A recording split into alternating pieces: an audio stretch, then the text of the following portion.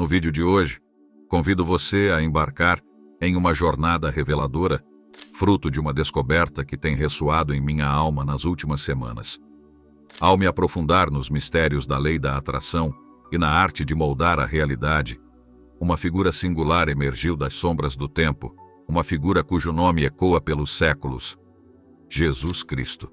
Mas, curiosamente, não foram suas palavras registradas na Bíblia que capturaram minha atenção, mas sim os segredos escondidos, as verdades ocultas que ficaram fora das páginas sagradas. Prepare-se para desvendar o que foi cuidadosamente velado da humanidade por milênios.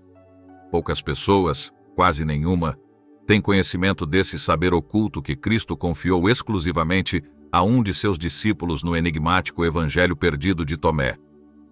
Há debates acalorados sobre o fato de que esse evangelho foi redigido já no ano 100 depois de Cristo, mas ele permaneceu oculto por 18 séculos, até sua descoberta em 1945, escondido em um jarro de barro em Nag Hammadi, no Egito, junto com outros textos antigos.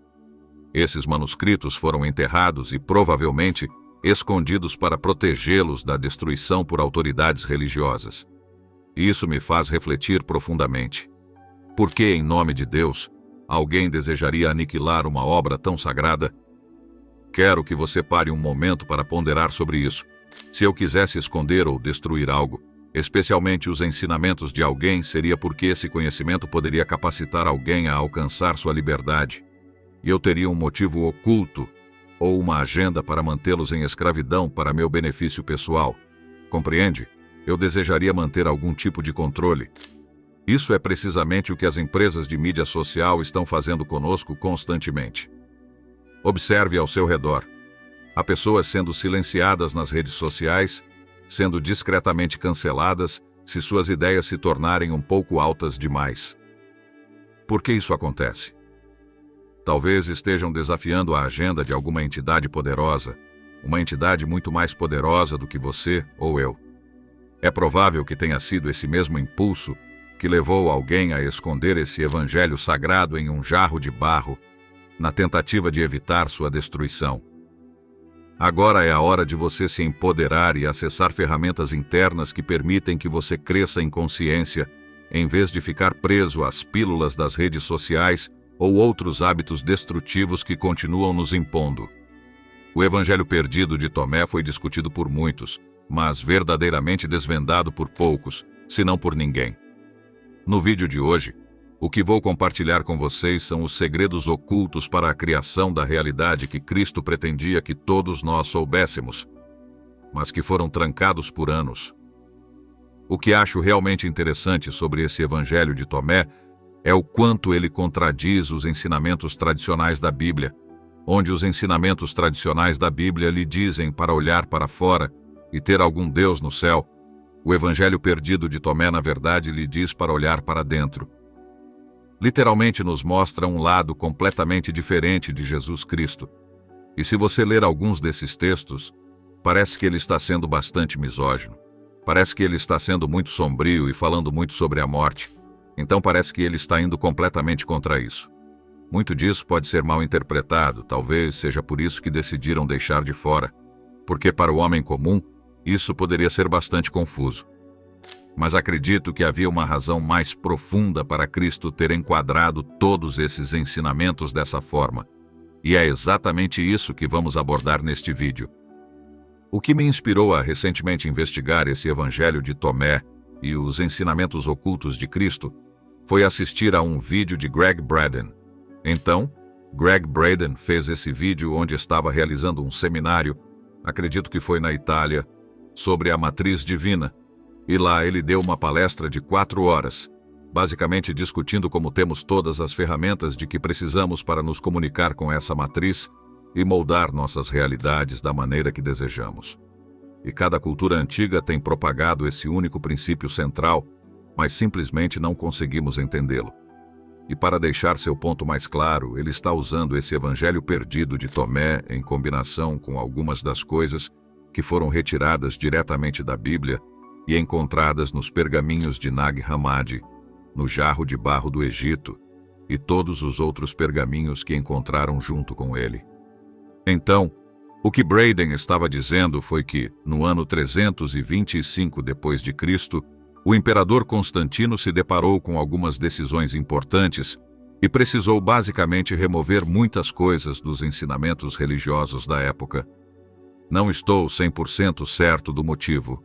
Pode ser que ele tivesse algum propósito oculto, talvez não tivesse, talvez fosse tudo muito confuso, ou talvez quisessem exercer algum tipo de controle.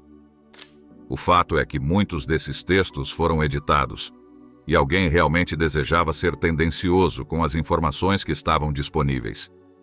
Então, ao longo dos séculos, recebemos apenas um certo tipo, um certo viés de informação, e é curioso perceber que todas essas interpretações são Jesus dizendo algo, mas interpretado por um discípulo. E talvez seja por isso que Jesus tinha 12 discípulos em vez de um, porque uma pessoa pode ser tendenciosa, mas 12 pessoas podem ser, ainda podem ser tendenciosas, mas de muitas maneiras diferentes. Então, Braden estava realmente falando sobre aprender a se comunicar com a matriz. E após estudar esse Evangelho de Tomé, foi bastante esclarecedor para mim, porque isso é algo que estudo há mais de 8 anos. E o que percebi novamente são esses temas comuns que surgem em cada cultura. Mesmo em culturas de 5.000 anos atrás, como os antigos ensinamentos herméticos. Existem, alguns elementos-chave para a criação da realidade que realmente surgem. Então, o que vou fazer ao longo deste vídeo é reconhecer as principais citações, os principais ditos no Evangelho de Tomé, e tentar ao máximo interpretá-los e mostrar por que eles significam isso e como você pode começar a usá-los agora em sua vida. Então, basicamente, há 3 categorias, 3 temas principais para a criação da realidade neste Evangelho perdido de Tomé. E o que é interessante de ver é Jesus Cristo, ele começa com clareza e o poder e a importância da clareza. Se você olhar o dito número 2, se você tiver o Evangelho perdido de Tomé, pode pesquisá-lo. Jesus disse: reconheça o que está à sua vista, e o que está oculto de você será revelado, pois não há nada oculto que não se manifeste. Reserve um momento para refletir sobre essa frase. Ele está basicamente dizendo que, em vez de focar no que você não tem, foque no que você tem. Em vez de focar no que você não sabe, foque no que você sabe.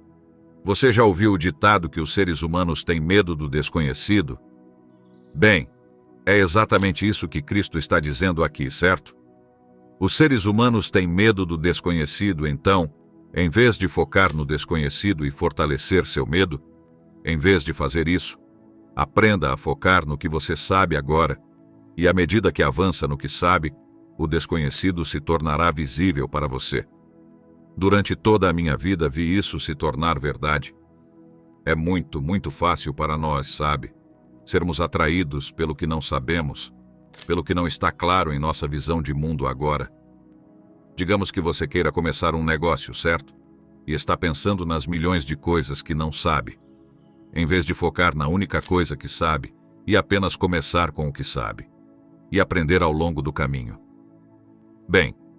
É exatamente assim que todos os donos de negócios começaram, certo? Você tem uma ideia, tem uma intuição, algo surge em você e você simplesmente age com base nisso. E à medida que age com base nisso, o desconhecido começa a se tornar cada vez mais claro. Você já teve isso acontecer com você? Enquanto se foca no desconhecido, você apenas se paralisa. Este é o poder da clareza.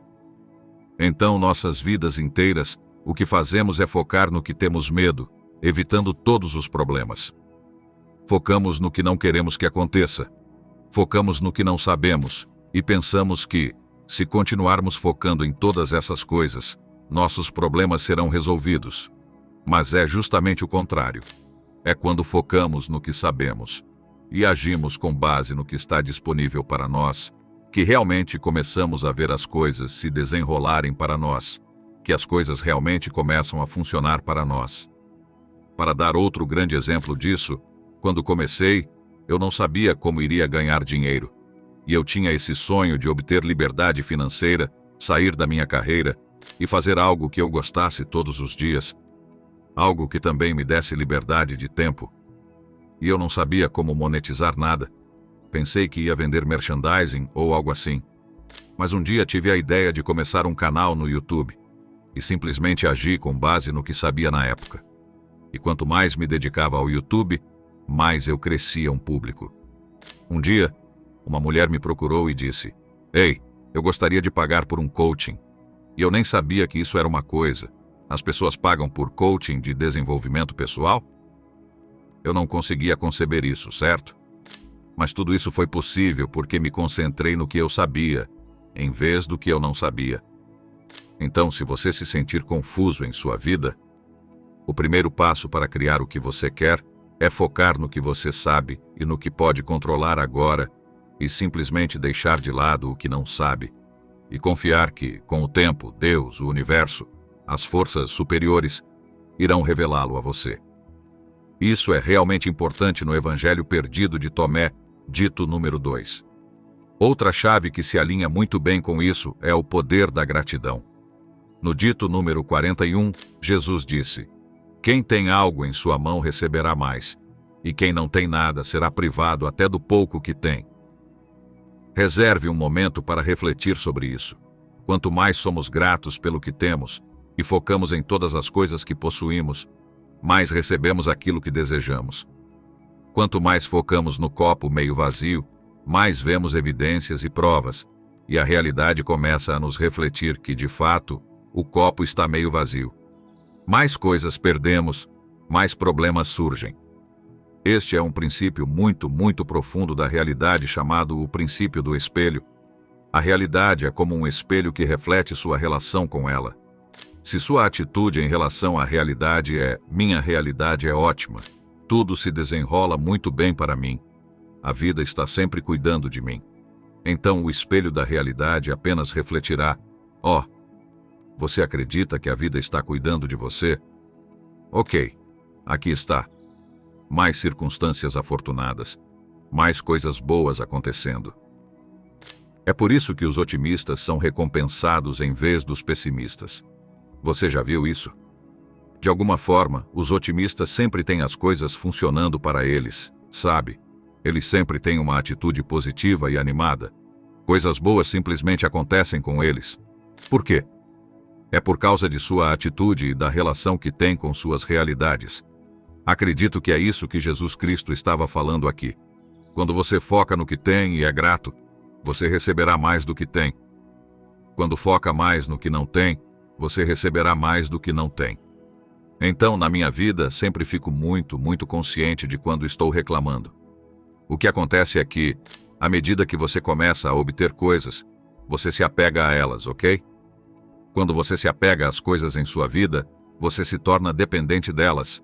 Começa a construir relacionamentos dependentes com elas. E quando as coisas não vão do jeito que você quer, você se torna ingrato, certo? Então, a vida tentará lhe dar uma lição em cada etapa para lembrá-lo de que isso também é temporário. Essa é uma lição que você deve manter em mente em todos os níveis do seu negócio enquanto cresce. Comecei a me apegar a ganhar dinheiro. Comecei a me apegar a conseguir clientes. Comecei a me apegar a conseguir visualizações nos vídeos. Comecei a me apegar a todas essas coisas. E toda vez que me apego demais, a vida me dá um teste. Algo quebra. E quando chego ao nível em que sou humilhado e não tomo nada como garantido, de repente as coisas se resolvem. Não tenho ideia de por que isso funciona, mas é assim que essa matriz da realidade cria equilíbrio. Greg Braden fala sobre isso em seu livro, The Divine Matrix também. Eu estava lendo ontem à noite e ele fala sobre como seres humanos, com nossos pensamentos e sentimentos, criamos distúrbios. Estamos criando uma heterogeneidade neste campo, no campo quântico da natureza. Se você observar como a gravidade funciona, quando há um corpo com massa que existe no espaço, ele cria um desequilíbrio no campo gravitacional da natureza. Assim como quando temos pensamentos e sentimentos que são um pouco intensos demais, criamos um distúrbio. Infelizmente agora, para a humanidade, o distúrbio que estamos criando é indesejável. Estamos atraindo circunstâncias negativas em nossas vidas agora porque fomos inconscientemente condicionados pelo nosso ambiente a ter medo de tudo o tempo todo, ter medo da recessão, ter medo de perder tudo, e vivemos constantemente no medo. É por isso que atraímos mais coisas em nossas vidas que nos trazem mais medo. Você já notou isso, aliás? Quanto mais medo você tem, mais você continua procurando coisas que amplificam seu medo. É assim que o ego funciona. O ego só quer estar certo. Não se importa com o que é bom para você, se importa em estar certo. Porque uma vez que você entende que o ego está errado, o ego se sente ameaçado e sai de cena. E por favor, não me entenda mal, não quero que isso seja outro vídeo esotérico sobre como o ego é tão ruim para você. Não é. Você precisa do ego ao mesmo tempo para funcionar nesta realidade material. Porque o ego é como uma sombra, certo? Você é de um jeito com seus pais, é de outro jeito com seus irmãos, é de outro jeito com seu parceiro. Isso é o ego. O ego forma diferentes identidades. A verdadeira questão é: você pode escolher conscientemente qual identidade está incorporando em cada estágio de sua vida? Você está escolhendo conscientemente os pensamentos e sentimentos que está sentindo e atraindo as circunstâncias que está atraindo? Você está conscientemente ciente de quando está reclamando e sendo ingrato versus quando está sendo grato e feliz? E quando está alegre e funcionando no mais alto nível de suas capacidades intelectuais e emocionais? Isso é algo que queremos nos esforçar para fazer todos os dias. E é aqui que este dito realmente é útil, certo? Quem tem algo em sua mão receberá mais, e quem não tem nada será privado até do pouco que tem. Então é isso que quero que você lembre. Se você não aprender a se humilhar, a vida vai te humilhar, ok? Então você deve sempre manter em mente que tudo pode ser tirado de você a qualquer momento. Quando você se lembra disso, não é que você está vivendo com medo. Aliás, muitas pessoas pensam que viver com medo é viver com medo. Você viverá com medo se tomar tudo como garantido, se pensar que tudo vai ser assim para sempre. Mas quando você já aceitou a possibilidade de derrota, não há mais nada a que se apegar. Você já aceita que o fracasso e a derrota podem acontecer, vão acontecer, você vai falhar em algum momento, você vai ser derrotado em algum ponto. O que você vai fazer então? Você tem um plano para isso? Como a vida ainda continua? É engraçado, eu estava falando com um de nossos clientes do Mastermind, e ele estava dizendo como, antes de conhecer sua esposa, a mãe de seus filhos, ele fez esse curso do Landmark, acredito que era, e nesse curso eles estavam ensinando como deixar ir as coisas que você está segurando. E na época ele queria encontrar um parceiro, certo? Ele passou por muitos relacionamentos que não deram certo, e de repente houve um exercício que fizeram onde era como: olhe para a sua vida quando a coisa que você deseja não acontece e nunca acontece.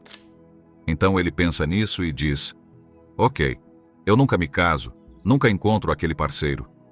Como é a vida? Eu nunca tenho filhos, como é a vida? Ok, bem, eu trato meus primos ou os filhos do meu irmão como meus próprios filhos. A vida continua. E 3 meses depois, literalmente quando ele obteve aquele sentido interno de plena aceitação de qualquer coisa que aconteça, 3 meses depois, ele encontra sua parceira dos sonhos, certo? Ele se reconecta com alguém da escola e você sabe, eles se casam logo depois e agora ele tem 2 lindos filhos. Então, esse é o poder de aceitar a possibilidade de derrota em primeiro lugar.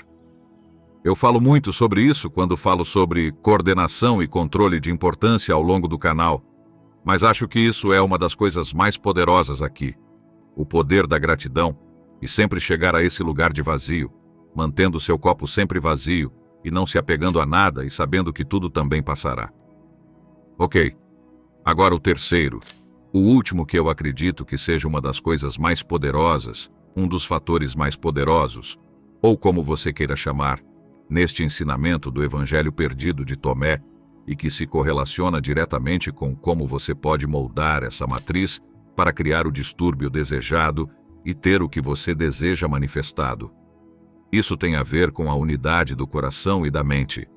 O que isso significa? Agora todas as culturas falam sobre isso. Há o yin e o yang, há o masculino e o feminino, há a obtenção de harmonia e equilíbrio. E então, esse equilíbrio, essa unidade, é o que cria todos esses milagres que vemos. É quando o coração e a mente se unem. No yoga, falam sobre os 2 chakras, certo? O seu chakra do coração e o seu terceiro olho. Quando esses 2 se unem, você pode realmente fazer magia acontecer. Agora existem 3 ditos principais no Evangelho de Tomé que falam diretamente sobre isso, mas é necessário ser muito, muito sutil para perceber. No entanto, há uma outra parte editada da própria Bíblia que foi deixada de fora, e Greg Braden falou sobre isso. Trata-se de uma das orações perdidas que foi editada, mas se você a traduzir do antigo aramaico, verá que foi algo que o imperador Constantino deixou de fora. Então, vamos começar com o primeiro dito, o dito número 22. Quando fizeres os 2 um, e fizeres o interior como o exterior, e o exterior como o interior, então entrarás no reino. No dito número 48, Jesus disse: Se 2 fizerem as pazes, um com o outro nesta única casa, eles dirão ao monte: Afasta-te, e ele se afastará. E no dito número 106, Jesus disse: Quando fizeres os 2 um, tornar-te-ás filhos do homem. E quando disseres ao monte: Afasta-te, ele se afastará. É curioso como há tanta menção a fazer os 2 se tornarem um. O que ele quis dizer com isso? E você sabe, isso remonta àquela lei do equilíbrio, alcançar aquele estado de unidade, certo? Então este Evangelho de Tomé, ao contrário dos ensinamentos bíblicos tradicionais no Novo Testamento e no Antigo Testamento, na verdade fala muito sobre unidade, tornando-se um. O interessante é que Jesus Cristo previu que a humanidade chegaria a um estado onde nos tornaríamos unidimensionais, apenas nos concentraríamos em um, em vez de fazer os 2 em um. Não estamos focando nos 2, estamos focando no um. Olhe para a sociedade agora. É muito centrada na mente, está bastante em um estado de pensamento, sendo lógico, sendo racional, fazendo dinheiro, alcançando objetivos, em vez de favorecer a criatividade, obras de arte, o coração. Falhamos em fazer os 2 em um. Quando alcançamos essa unidade de nossos corações e mentes, então fazemos esse distúrbio poderoso no campo da natureza. Reserve um momento para refletir sobre isso.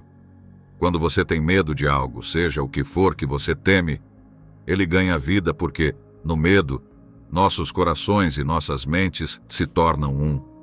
Tememos algo, então pensamos naquilo que tememos, tememos contas, tememos algo acontecendo com nossos entes queridos, temos um pesadelo, então continuamos pensando nisso, tornando mais provável que aquilo aconteça.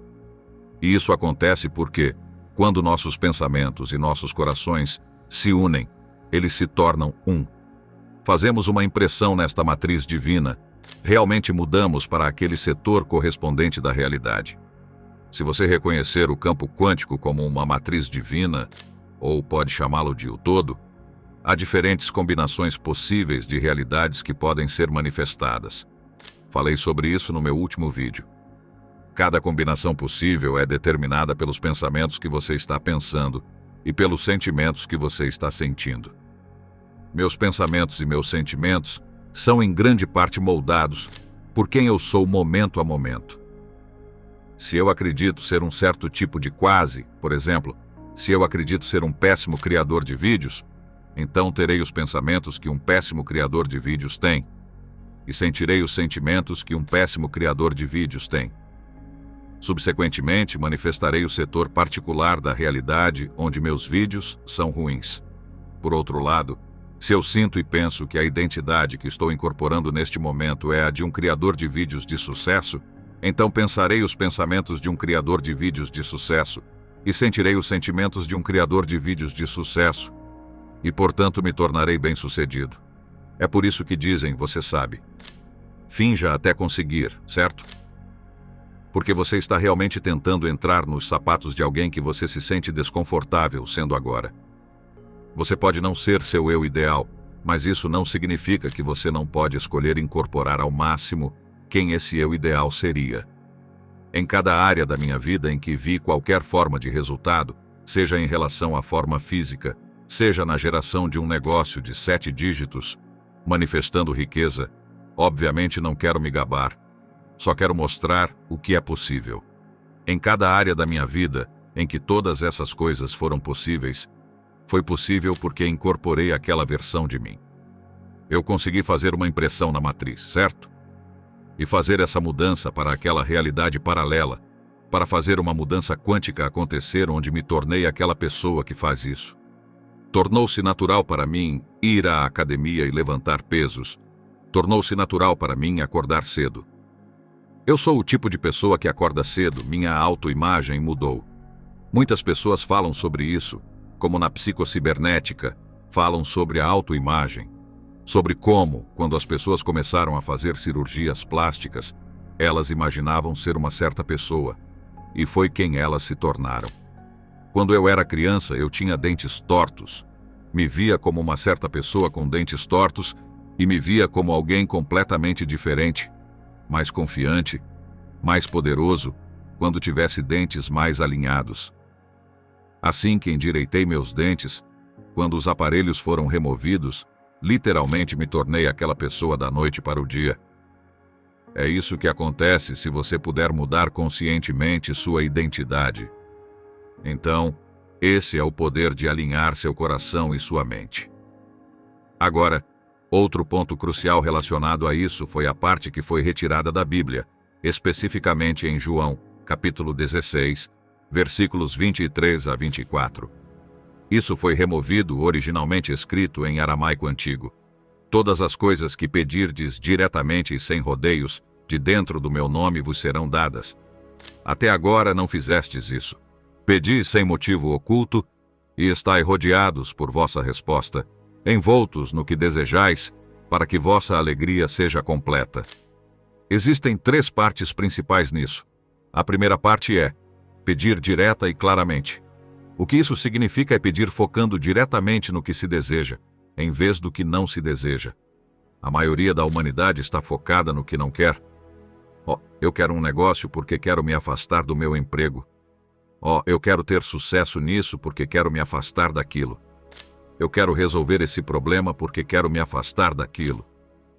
Em vez de focar diretamente na coisa para a qual eles querem se mover, a maior parte do tempo é gasto reclamando sobre o que não querem. De novo, são as 2 primeiras coisas sobre as quais estávamos falando. Clareza, certo? Você precisa de uma imagem clara e um propósito claro do que você quer se mover em direção a. A segunda parte é pedir sem motivo oculto. Pedir sem julgamento, certo? É basicamente isso que significa. Não julgue o que você deseja. Não diga que é possível ou não. Isso não é da sua conta. Não tenha motivo oculto ou julgamento. Seja o que for que você deseje, vá e peça livremente por isso. E quando fizer isso, você não estará limitado por nada. Você não estará fechado. Você estará aberto a receber. Quando você tem um julgamento, pense nisso. Quando eu tenho um julgamento sobre algo, estou imediatamente me fechando. Veja o que acontece com a minha energia quando eu julgo algo. Se eu digo que algo é bom ou ruim, já estou assumindo uma posição. Se eu assumo uma posição, sou menos propenso a receber aquela coisa, certo? Porque me fecho. Estou julgando. Ao julgar, você se fecha. Ao se tornar perceptivo e aberto, você se abre. Simples.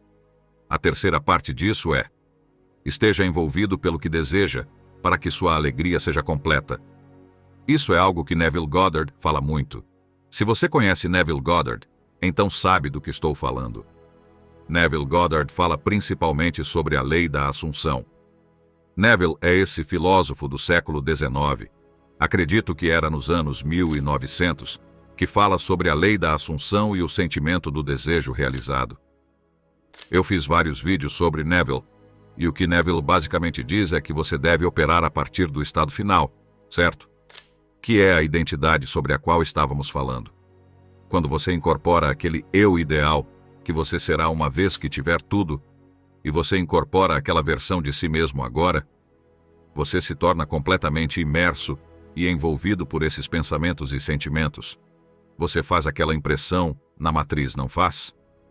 É exatamente isso que estamos fazendo. Quando comecei a querer algo, eu apenas visualizava sem sentir.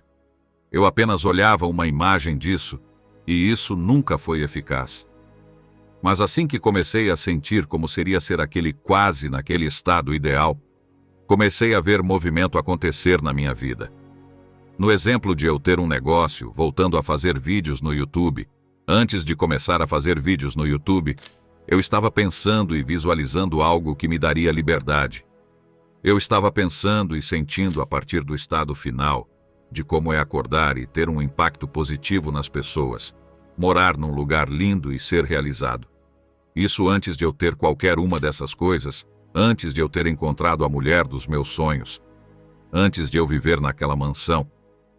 Eu estava pensando e sentindo todas essas coisas e operando a partir desse estado final, e lentamente, mas seguramente, ideias começaram a surgir para mim, e comecei a agir com base nessas ideias.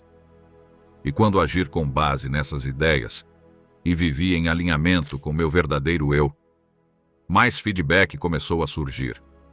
Então, a principal lição que você realmente precisa absorver disso é operar a partir daquele estado final de ser, em vez de focar incessantemente em fazer ou ter algo.